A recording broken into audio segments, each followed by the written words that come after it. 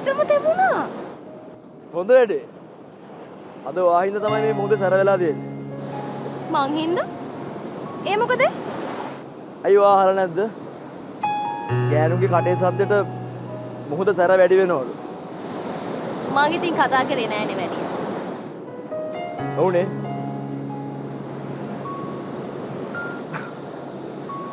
අද මොහොත සැර වෙලා තියෙන්නේ කටේ සද්දෙට නෙමෙයි. එහෙනම් අද මේ බීච් එකට ඇවිල්ලා ඉන්නේ දේ දුන්නක් වගේ ලස්සන චූටි බී හමින් බර්ඩ් කෙනෙක්. ලස්සනයි.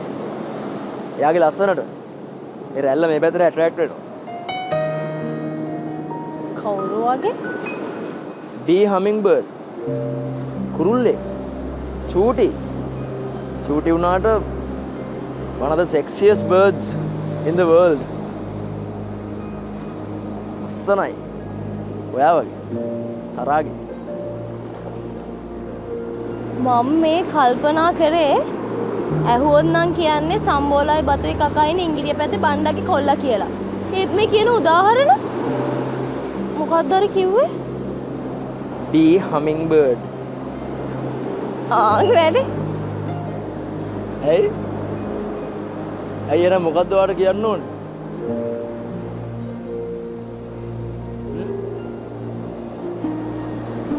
නිකන් කිනි කිරිල්ලියෙක් වැල්ලට බෑලා වගේ කියලාද කියන්නේ? ඊයෝ බැල්ලට බහැලා කියන්න එපානේ. නිකන් හරියට කැස් බෑවෙක් බැල්ලට බහැලා වගේ. කැස් බෑවෙක්? එන මොකද්ද කියන්න ඕනේ? හා? කියන්න ඕනේ. අපිට කියන්න ඕනේ. අල්ල උත්තර දාලා මුහුදට දැගා.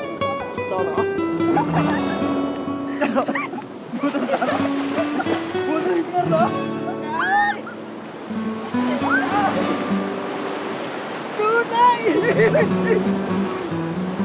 Sorry.